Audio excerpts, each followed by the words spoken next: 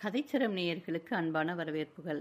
இன்று நாம் எழுத்தாளர் ஆரணி குப்புசாமி முதலியார் அவர்களின் 3 வைரங்கள் என்ற குறு நாவலை காணலாம். கேரள தேசத்தில் சுமார் 400 வருடங்களுக்கு முன் துறையூர் என்றொரு நகரம் உண்டு. அது கடற்கரையில் இருந்தபடியால் வர்த்தகத்தால் மிக்க செல்வம் பொருந்திருந்தது. அந்நகரவாசிகளுக்கு எல்லா சௌகரியங்களும் இருந்தும் ஒரு குறை மட்டும் அவர்கள் மனதை இரவும் பகலும் ஆட்டிக்கொண்டே வந்தது. அவர்கள் இன்றைக்கு நமக்கு இருக்கும் பொருளும் மனைவி மக்களும் நாளைக்கு இருப்பார்களா என்றும், இன்றைக்கு அலங்காரமாக விளங்கும் நமது மாளிகை நாளை இந்நேரம் எரிந்து சாம்பலாகிவிட்டாலும் விடுமே என்றும் திகிலடைந்தார்கள். காரணம் என்னவெனில், அக்காலத்தில் திப்புவை சேர்ந்த மகமதியர் அடிக்கடி அந்நிய நாடு நகரங்களில் திடீரென்று புகுந்து கொள்ளையடித்தும் வீடுகளை தீயிட்டெரித்தும் ஆண் பெண்களை சிறைப்பிடித்தும் மிக்க அக்கிரமம் செய்து கொண்டு வந்தார்கள். அக்காலம் நமது நாட்டிற்கு பெரும் பீடை பிடித்த காலம். அத்தகைய கொடிய காலத்தில் துறையூருக்கு அருகிலுள்ள ஒரு குன்றின் மேல் ஒரு மனிதன் போய்க் கொண்டிருந்தான். அவன் சொல்ப ஆஸ்தியுடையவன், அதோடு வைத்தியம் செய்பவன். அவனுக்கு மகா உத்தமியான ஒரு மனைவியுண்டு. அவளிடத்தில் அவனுக்கு சந்ததி உண்டாகவில்லை. அவனுக்கு கனகராயன் என்ற ஒரு அந்தியந்த நேசன் இருந்தான். அவன் மீனாட்சி என்னும் கப்பலில் ஒரு மாலுமியாக இருந்தான். அன்று அக்கப்பல் துறைமுகத்தில் தங்கியிருந்ததால் கனகராயன் இவன் வீட்டில் 2 நாளாய் விருந்தாளியாக இருந்தான். இம்மனிதன் ஒரு மூலிகைக்காக அக்குன்றின் மேல் போய்க் கொண்டிருந்தான். அப்பொழுது மாலை 3 மணி இருக்கும். இவன் உச்சிக்கு சென்ற போது அங்கிருந்த ஒரு பிரம்மாண்டமான புளிய மரத்தின் ஒரு கிளையில் பெரிய தேன்கூடு ஒன்றிருப்பதை கண்டான். ஆசை யாரை விட்டது? அவனிடத்தில் ஒரு வெட்டுக்கத்தி இருந்தது. அவனுக்கு மரமேற நன்றாக தெரியும். தான் ஏன் இத்தேன் கூட்டை கை கொள்ளக்கூடாது என்று அவனுக்கு எண்ணம் உண்டாயிற்று. உடனே அறையிலிருந்த வேஷ்டியை இழுத்து கட்டிக்கொண்டு கத்தியை இடுப்பின் பக்கம் சொருகிக்கொண்டு ஜாக்கிரதையாய் மரத்தின் மேல் ஏறினான். அது குன்றின் உச்சியில் இருக்கும் ஒரு பெரிய மரமானதால் தேன் கூடியிருக்கும் கிளை மரத்தின் உச்சியில் இருந்ததாலும் இவன் அதன் அருகில் ஏறி நின்றபோது சுற்றியுள்ள நாடு நெடுந்தூரம் வரையில் கண்களுக்கு புலப்பட்டது. அவனுக்கு அது ஒரு அற்புத காட்சியாக இருந்தபடியால் தேன்கூட்டை மறந்துவிட்டு சற்று நேரம் நாற்புறமும் உள்ள பூமியின் காட்சியை வியப்போடு பார்த்து கொண்டிருந்தான். ஆட்டு மந்தைகளையும் கழனிகளில் வேலை செய்து கொண்டிருந்த ஜனங்களையும் அவன் வேடிக்கையாக பார்த்து கொண்டே இருக்கையில் 2 மலைகளுக்கு இடையில் உள்ள ஓர் ஆற்றோரத்தில் இவன் பார்வை நிலைத்தது. அது ஒரு மறைவான ஆற்றங்கரையோரம். அவ்விடத்தில் கூடாரங்கள் பல நிறைந்து ஆங்கு சிறிய நகரம் ஒன்றிருப்பது போல தோன்றியது. அந்த இடம் துறையூருக்கு சுமார் 5 மைல் தூரத்தில் இருந்தது. அங்கு ஊரொன்றும் கிடையாதென்று அவனுக்கு நன்றாக தெரியும். ஆகையால் இதென்ன அதிசயம் என்று அவன் நன்றாக உற்று பார்த்தான். சற்று நேரத்திற்குள் அவனுக்கு உண்மை விளங்கியது. அவன் முகம் சவத்தின் முகம் போல வெளுத்துவிட்டது. தேகம் நடுக்கம் எடுத்தது. நா உலர்ந்தது.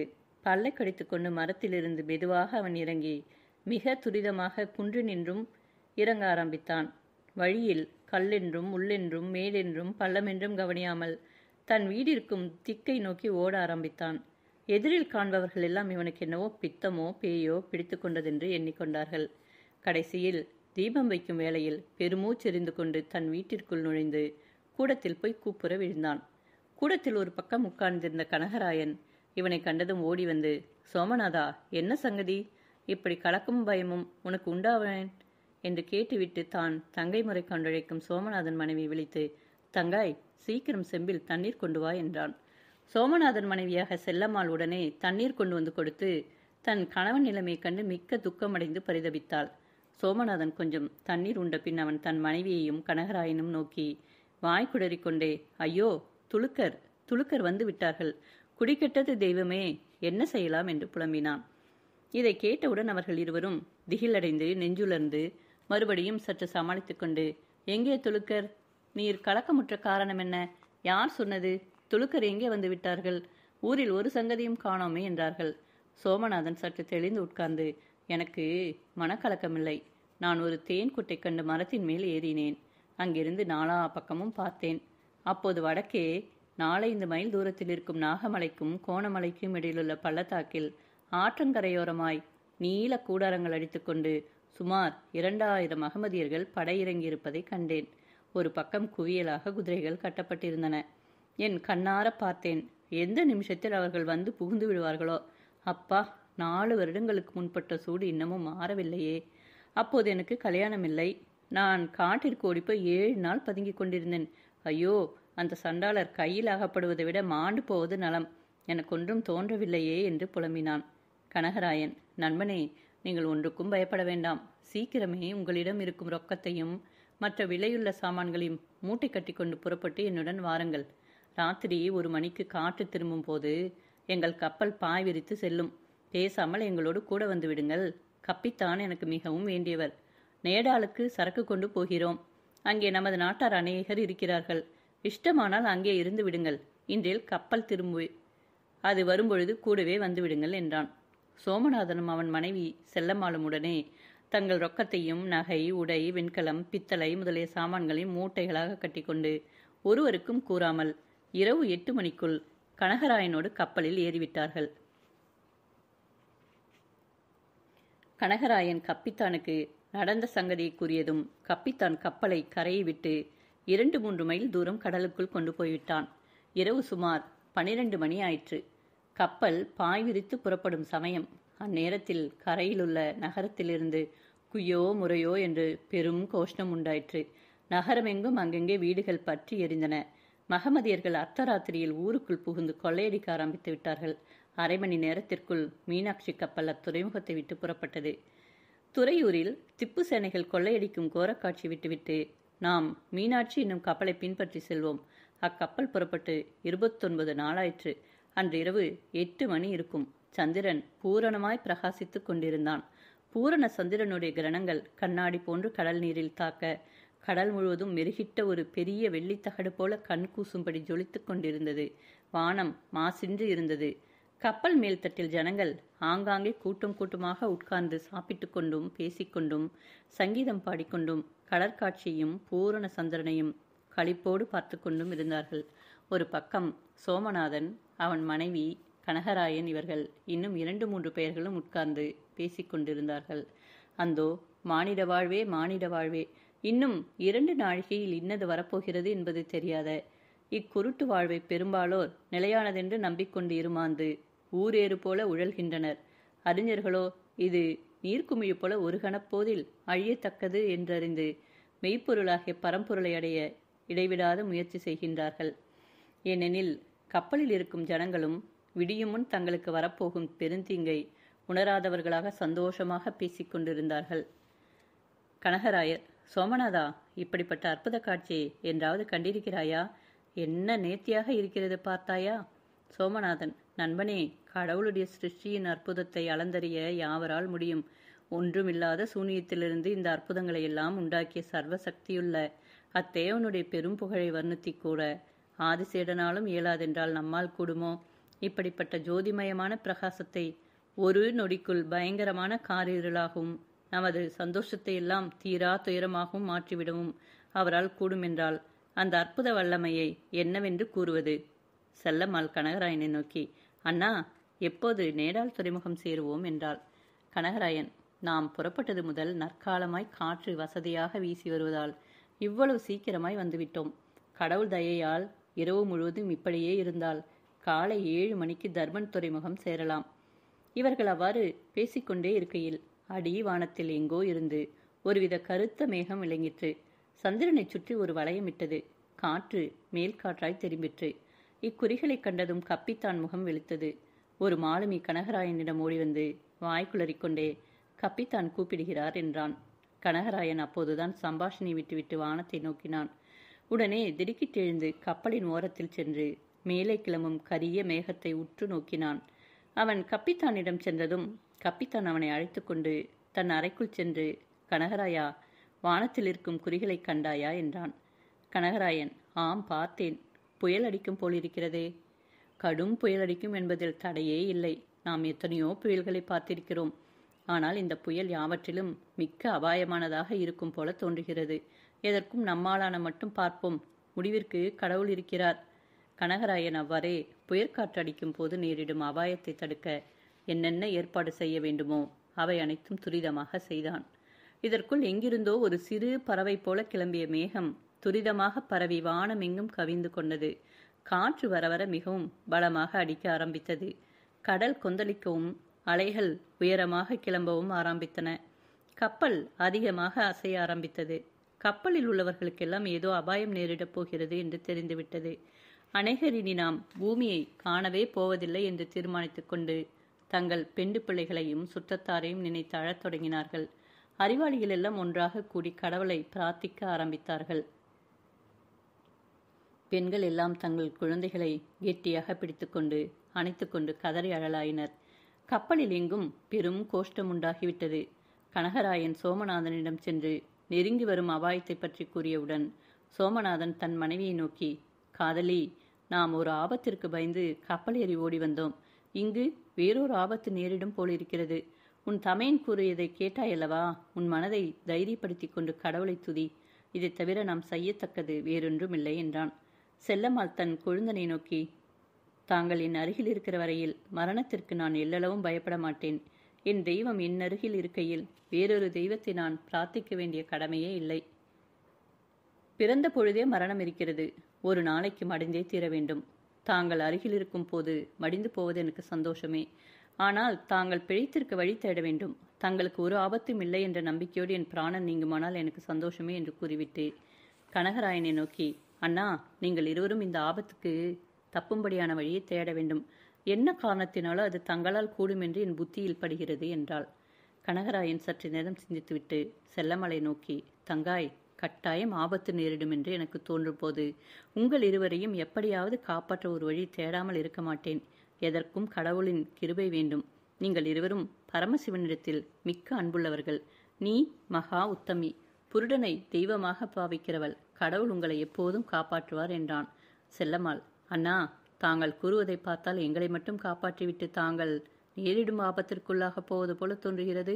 உங்களை விட்டுவிட்டு நாங்கள் மட்டும் ஆபத்திற்கு தப்பி வெளியேறுவோம் என்று நினைக்கிறீரா? தங்காய், நான் கூறுவதை நீ சிந்தித்துப்பார். என் உயிரை காப்பாற்றிக் கொள்ள எனக்கும் பிரியமே. ஆனால் நான் இக்கப்பலில் உள்ள ஒரு மாலுமி. இதில் நேரிடும் சுகதுக்கங்களுக்கு கப்பித்தான் எப்படி பந்தப்பட்டிருக்கிறாரோ அப்படியே நானும் மற்ற மாலுமிகளோடு கட்டுப்பட்டவன். நான் மட்டும் அவர்களை விட்டுவிட்டு தப்பித்துக் கொள்வதென்றால் அது மகா பாபம், பெரிய துரோகமாக முடியும். நீங்கள் பிரயாணிகள், எங்களால் கூடிய மட்டும் உங்களை காப்பாற்ற வேண்டியது எங்களுடைய கடமை. ஆனால் படகுகள் அநேகம் இருப்பதால் ஏறக்குறைய எல்லோருமே கப்பலை விட்டு செல்லலாம். ஆனால் கரை சேருவது சந்தேகமே. எதற்கும் கப்பித்தானோடு கலந்து பேசி கூறுகிறேன் என்று கனகராயன் கூறிக்கொண்டிருக்கும் பொழுதே காற்றும் மழையும் அதிக கொடூரமாக அடிக்க ஆரம்பித்து விட்டது. கப்பல் அலங்கோலமாக ஆடத் தலைப்பட்டது. ஒரு பாய்மரம் மடமடவென்று முறிந்து விழுந்தது. அலைகள் மலை உயரம் கிளம்பி கப்பலின் மேல் தட்டின் மேல் தாண்டி செல்ல ஆரம்பித்தன. மேல் தட்டில் யாரும் பிரயாணிகள் நிற்கக்கூடாதென்று உத்தரவிடப்பட்டது. கனகராயன் கப்பித்தானிடம் செல்ல திரும்பினான். அச்சமயம் செல்லம்மாள் அவனை நோக்கி, அண்ணா, எது எப்படி ஆயினும் ஆகட்டும். நீர் எங்களோடு கூட வருவதனால் மட்டுமே நாங்கள் இதை விட்டு வெளியேறுவோம். இன்றேல் நீர் இருக்குமிடத்திலேயே நாங்களும் இருப்போம். என்ன நேரிட்டாலும் சரி என்றாள். சோமநாதன் உட்கார்ந்து ஒரே சிந்தனையாக பரமசிவனை தோத்திரம் செய்ய ஆரம்பித்தான். இவ்வாறு இவன் தோத்திரம் செய்து கொண்டிருக்கையில் ஹோ என்று ஒரு பெரும் கோஷம் கப்பலில் இருந்து கிளம்பிற்று. காரணம் என்னவெனில், கப்பலின் நங்கூர சங்கிலி அருந்து போய் கப்பல் சுயேட்சையாக ஒரு திக்கை நோக்கி வேகமாக செல்ல ஆரம்பித்தது. ஆகையால் ஒவ்வொரு நிமிஷமும் கவிழ்ந்துவிடும் போல் இருந்தது. வானம் முழுவதும் ஒரே கரி இருள் மூடிக்கொண்டிருந்தது. திக்கு திசையொன்றும் தெரியவில்லை. கப்பித்தான் எந்த நிமிஷமோ பிராண ஆபத்து நேரிடும் போலிருப்பதால் யாவரும் கடவுளை பிரார்த்தியுங்கள் என்றும் கூறிவிட்டான். இதை கேட்டதும் ஜனங்களுக்கு பிராண அவஸ்தை உண்டாகிவிட்டது. அந்தோ, மரணத்தை விட இந்த சீவன் அதிகமாக பயப்படத்தக்க ஆபத்து வேறென்ன இருக்கிறது? அதிலும் இப்படி நடுக்கடலில் திடீரென்று மடிவதானால் யாருக்குத்தான் பயமாக இருக்காது? கைக்கு அடங்காமல் திக்கு திசை தெரியாமல் காற்றின் வேகத்தால் அளவு மீறி ஓடும் கப்பல் நீரில் மறைந்திருந்த ஒரு பாறையில் படீர் என்று மோதிற்று. உடனே கப்பலில் துவாரம் கண்டு கடல் நீர் உள்ளே வர ஆரம்பித்தது. ஜனங்களின் கோஷம் அளவு மீறி போய்விட்டது. அச்சமயம் கனகராயன் சோமநாதனிடம் வந்து வாருங்கள் சீக்கிரம் என்றதும் சோமநாதனும் செல்லம்மாளும் முன்னமே மூட்டையாக கட்டி வைத்துக் கொண்டிருந்த தங்கள் ரொக்கத்தையும் நகைகளையும் தின்பண்டங்களையும் கையில் எடுத்துக்கொண்டு கனகராயன் பின்னால் சென்றார்கள். கப்பலின் ஒரு பக்கம் இறக்கிவிட்ட படகுகளில் ஜனங்கள் துரிதமாக ஏறிக்கொண்டிருந்தார்கள். ஒரு படகில் அளவுக்கு மிஞ்ச ஜனங்கள் குதிக்க அப்படகு நீரில் அமிழ்ந்தது. ஜனங்கள் அல்லோகல்லோகப்பட்டு கூச்சலிட்டு கொண்டு கடலில் மூழ்கி மடைய நீந்த தெரிந்த சிலர் வேறு படகுகளில் தொத்தி ஏறிக்கொண்டார்கள். கனகராயன் முதலிய மூவரும் ஜனசந்தடி இல்லாத ஒரு பக்கத்தில் நின்றார்கள்.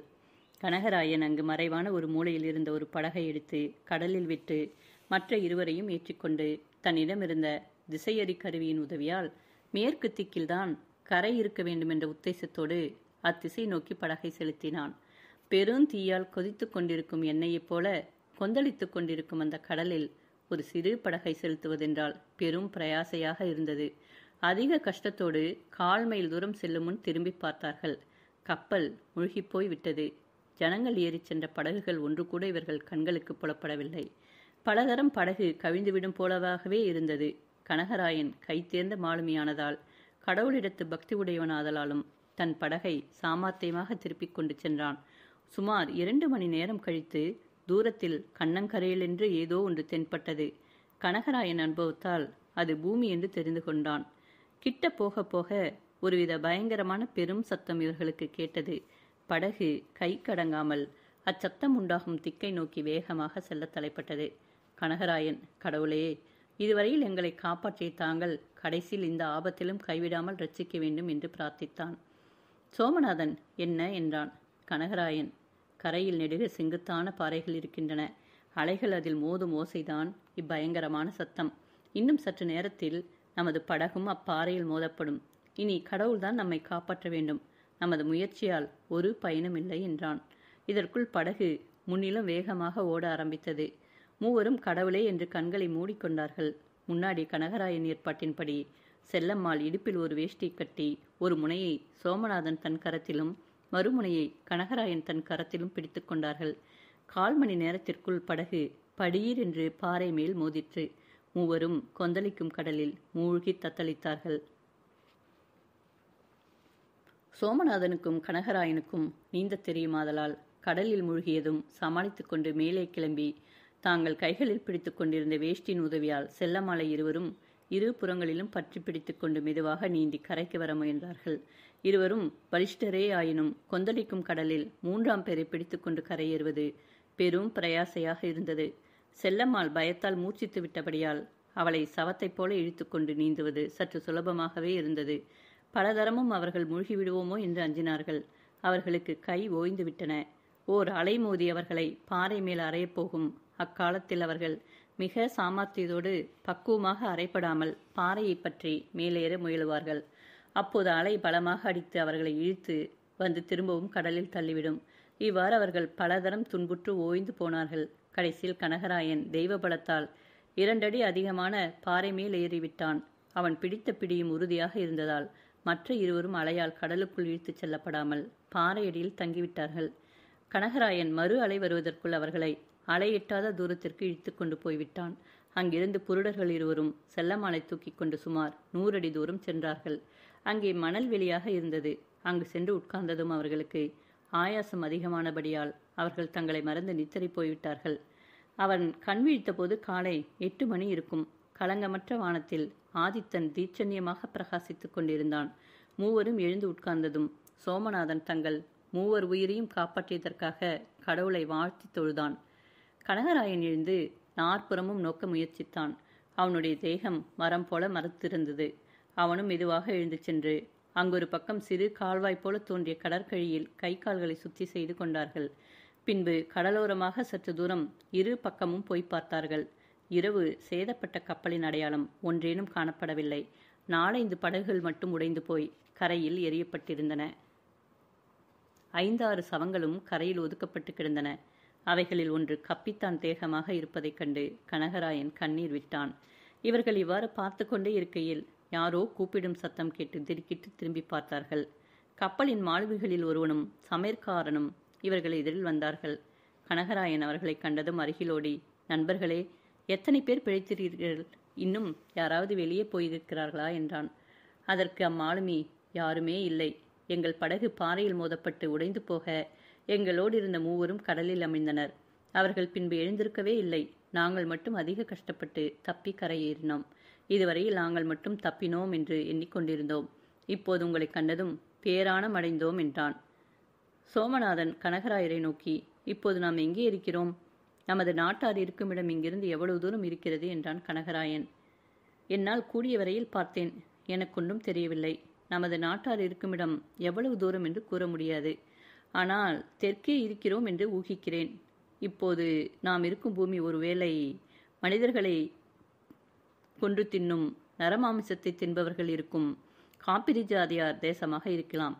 அதிலும் ஜூலு ஜாதியார் நாடா இருக்கும் என்றும் அஞ்சுகிறேன். ஏனென்றால் இங்கெல்லாம் நரமாமிசம்தான் தின்பார்கள். நாம் அப்படிப்பட்டவர்களிடம் சிக்கிவிட்டால் நமது கதி கடவுளுக்கே வெளிச்சம். தலைவிதி யாரை விட்டது? நம்மாலான வரையில் ஜாக்கிரதையாக இருப்போம் என்றான்.